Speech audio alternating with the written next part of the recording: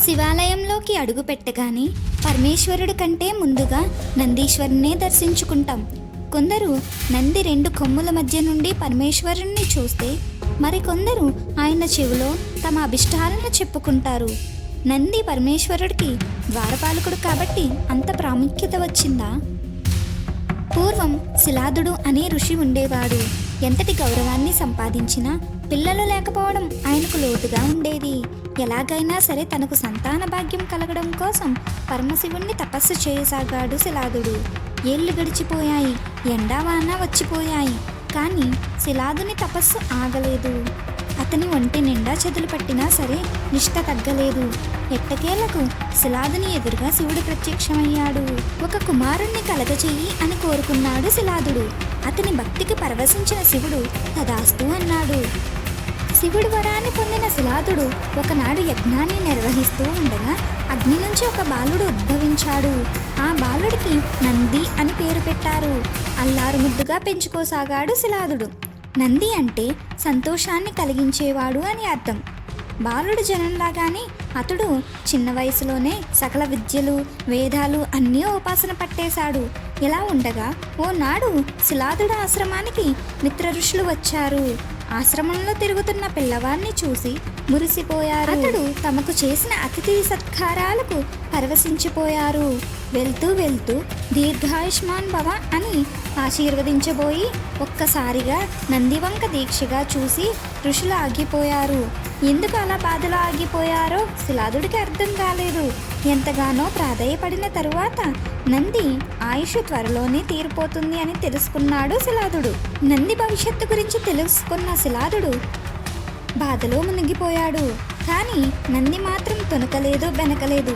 శివుని అనుగ్రహంతో పుట్టిన వాడిని కాబట్టి దీనికి మార్గం కూడా ఆయనే చూపిస్తాడు అంటూ శివుని కోసం తపస్సు చేయడం మొదలుపెట్టాడు నంది. నంది తపస్సు మెచ్చిన శివుడు నందికి ప్రత్యక్షమయ్యాడు. శివయ్యను చూసిన నందికి నోట మాట రాలేదు. ఆయన పాదాల దగ్గర ఉండే అదృష్టం లభిస్తే ఎంతో బాగున్ను అనుకున్నాడు. అందుకే తన ఆయుష్ గురించో ఐశ్వర్యం గురించో వరం కోరుకోకుండా చిరకాలం నీ చెంతనే ఉండే భాగ్యాన్ని ప్రసాదించు స్వామి అని శివుణ్ణి వేడుకున్నాడు నంది. అలాంటి భక్తుడు తన చెంతన ఉంటే శివుడికి కూడా సంతోషమే కదా. అందుకే వృషభ రూపంలో తన వాహనంగా ఉండిపోమంటూ అనుగ్రహించాడు. ఆనాటి నుండి శివుడి ద్వారపాలకుడిగా ఆయనను కాచుకొని ఉంటూ ముఖ్యంగా కైలాసానికి రక్షణని అందిస్తూ తన జీవితాన్ని ధన్యం చేసుకున్నాడు నంది. శివునికి సంబంధించిన చాలా గాథలలో నంది ప్రసక్తి ఉంటుంది. వీటిలో శివుడికి పట్ల నందికి ఉన్న ప్రేమ కనిపిస్తూ ఉంటాయి. ఉదాహరణకు క్షీరసాగర మదనంలో హలహల అనే విషం వెలువడింది. దాని నుండి లోకాన్ని కాపాడటానికి శివుడు ఆ విషాన్ని మింగాడు. ఆ సమయంలో కొద్దిపాటి విషం కింద పడింది.